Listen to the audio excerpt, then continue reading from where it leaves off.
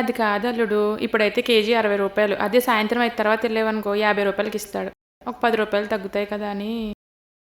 వచ్చిన వాళ్ళకి ఒక్కొక్క స్వీట్ పెట్టారు. హాట్ ఎప్పుడు పెడతారా అని చూస్తున్నారు. మీకు తెలుసా?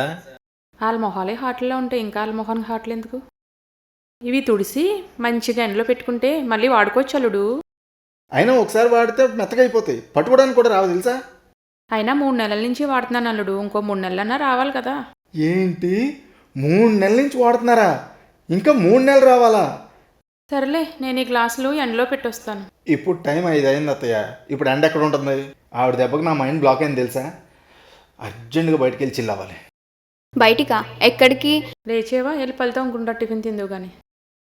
రోజు బ్రష్ చేయాలో అన్నగా చేసింది. అత్తయ్య పేస్ట్ అయిపోయింది, కొత్త పేస్ట్ అందులో ఇంకా ఉందలుడు చూడు.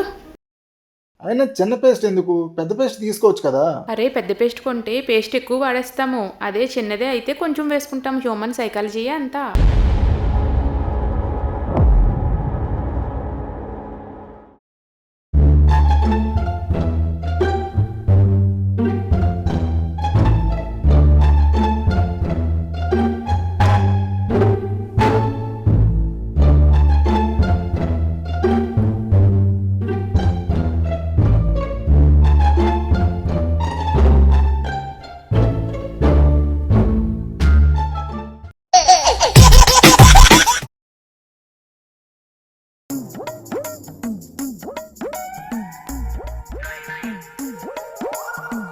బ్రష్లై చూసావా ఎంత పేస్ట్ వచ్చిందని? ఇదిగో ఇంకా ఇందులో ఉంది.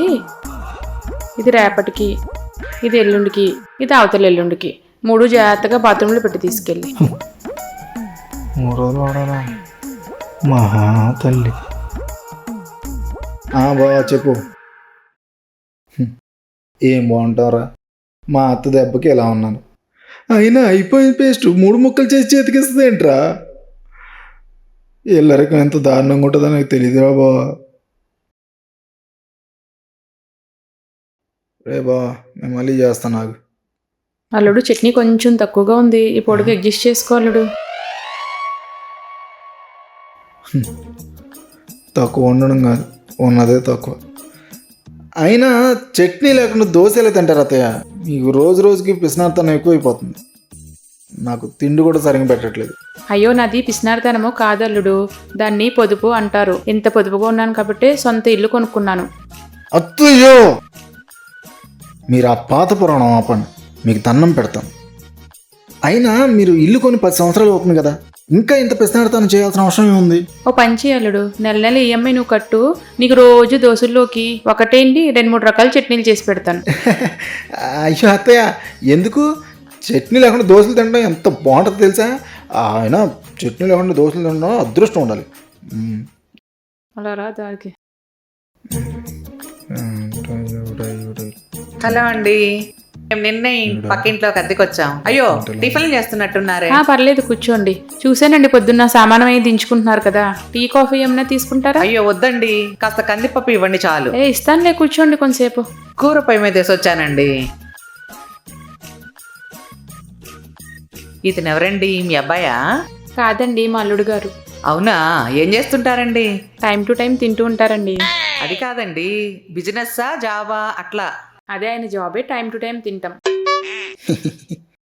అట్లా ఎట్లా ఇచ్చారండి పిల్లని? అదో పెద్ద స్టోరీ అండి, సింపుల్గా చెప్పేస్తాను ఉండండి. అయ్యో అలా కాదు, కూర పొయ్యి మీద వేసి వచ్చానండి. పర్లేదు, 5 నిమిషాలు ఉండండి, చెప్పేస్తాను సింపుల్గాని. సరే చెప్పండి. ఒకరోజు మా అమ్మాయి ఆఫీస్ నుంచి వస్తుంటే బండి మించి జారి పడిపోయింది. అయ్యో దెబ్బలేమన్నా తగిలాయా? చెప్పేది వినండి. బండి మించి పడిపోయింది, చిన్న చిన్న దెబ్బలయ్యి తగిలాయి. ఇదిగో అప్పుడు వచ్చాడు ఈయన గారు. వచ్చి హాస్పిటల్కి తీసుకెళ్లి ఇంటికి తీసుకొచ్చి దింపాడు. అప్పటి నుంచి మొదలైన మీటింగ్లు, చాటింగ్లు, ఈటింగ్లుని. తర్వాత ఏమైందండి? తర్వాత ఏమైంది, ఒకరోజు సడన్ గా వచ్చాడు. వచ్చి మీ అమ్మాయిని పెళ్లి చేసుకుంటాను అన్నాడు. పక్క నుంచేమో మా అమ్మాయి కూడా అవును, మీ ఇద్దరు ఇష్టపడ్డాము అంది. అయ్యో మరి పెద్దవాళ్ళని అది పిలిచారా? అదే కదా పిలవమంటే ఈయన గారేమో దానికి మా నాన్నేం పట్టించుకోడు, మా అమ్మకేం తెలీదు, మా మామ మంచం పట్టింది అన్నాడు. అవునండి, సర్లే నీ గురించి చెప్పు అంటే పుట్టపత్తిలో పుట్టేనన్నాడు, పెరవల్లో పెరిగేనన్నాడు. అరసవెల్లిలో 6 ఎకరాల పొలం ఉందన్నాడు, ఆయన వెళ్ళి 5 అంతస్తులో బిల్డింగ్ ఉందన్నాడు, అబ్బో కామారెడ్డిలో కాలేజీ అన్నాడు, బేదర్లో బేకరీ అన్నాడు. మరి ఇంకేంటండి? నేను మీలాగే అనుకున్నా. పెళ్ళయ్యాక తెలిసింది కదా అసలు విషయము. ఏమని? అవన్నీ ఒకప్పుడు ఉండేవంట, ఇప్పుడు ఏం లేవంట. లేవా? లేవు. అయినా మీరు పెళ్లికి ముందు ఆయన చెప్పింది ఎంక్వైరీ చేయాలి కదండి. చేద్దామని అనుకున్నానండి. ఈ లోపు మా నాన్నమ్మకి సీరియస్ గా ఉంది, నా పెళ్లి చూడకుండా ఆవిడ పోయిందంటే కనుక దెయ్యం అయ్యి నాతో పాటు మిమ్మల్ని కూడా పీకు తింటుంది అన్నాడు. అవునా? అవునండి. అందులోని నాకు చిన్నప్పటి నుంచి దెయ్యాలంటే మహా చెడ్డ భయం. అందుకే మధ్యాహ్నం సీరియస్ గా ఉందని ఫోన్ వచ్చింది, సాయంత్రం గుళ్ళో పెళ్లి చేసేసాం. మరి ఆవిడ పెళ్లికి వచ్చిందా? పెళ్లికి రాలేదండి, మంచం పట్టింది కదా, వీడియో కాల్లో చూసింది. మరి పోయిందా? పోలేదండి. మనవడి పెళ్ళైన ఆనందంలో మంచం మించి లెగిసి లేడి పిల్ల తిరుగుతుంది. అవునా? అవును. అయినా ఆస్తి విషయం పక్కన పెట్టండి, ఉద్యోగం సద్యోగం లేనివాడికి ఎలా ఇచ్చారు పిల్లని? అది అడిగానండి. ప్రజెంట్ బిజినెస్ చేస్తున్నాను, త్వరలోనే జాబ్ కూడా జాయిన్ అవుతాను అన్నాడు. 2 చేతుల్లో సంపాదిస్తాడుగా, ఇంకేముంది అనుకున్నాను. కానీ ఇలా నా ముందే 2 చేతులు చాపుతాడు అనుకోలేదు. అత్తయ్యా అన్నీ చెప్పడం అవసరమా? బిజినెస్ చేస్తానన్నారు కదండి. చేస్తారులేండి, షేర్ మార్కెట్లో ట్రేడింగ్. అబ్బో చాలా డబ్బులు వస్తాయిగా అట్లయితే. వస్తాయి. ఆ షేర్ మార్కెట్లో వచ్చిన డబ్బులు మా ఇంట్లో మార్కెట్ ఖర్చులు కూడా సరిపోవు. అమ్మో మీ కష్టాలు మాత్రం నాకొద్దండి బాబోయ్. ఏం చేస్తామండి, అంతా మా టైము. ఉండండి, కందిపప్పు తీసుకొస్తాం. పొయ్యి మీద కూర పెట్టా అన్నారు. మా ఆయన కూడా నీలా ఖాళీనే, ఆయన చూసుకుంటారులే కూర సంగతి. ఇదిగోండి కందిపప్పు అడిగారు కదా. థ్యాంక్స్ అమ్మా, మళ్ళీ వస్తాను. అలాగేనండి. మళ్ళీ రా.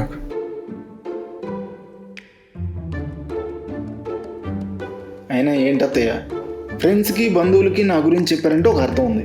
పక్కింట్లో దిగి 10 గంటలు కూడా అవ్వలేదు, ఆవిడికి నా గురించి చెప్పడం అవసరమా?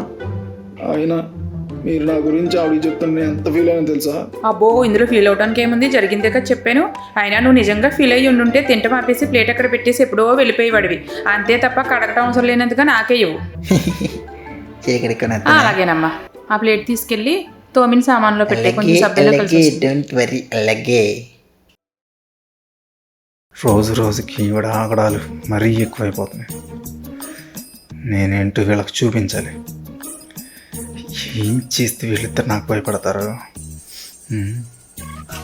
ఐడియా, ఈ పని చేస్తే ఖచ్చితంగా వీళ్ళు భయపడతారు. మా ఆవిడ వచ్చిన తర్వాత మొదలు పెడతా నా ఆట.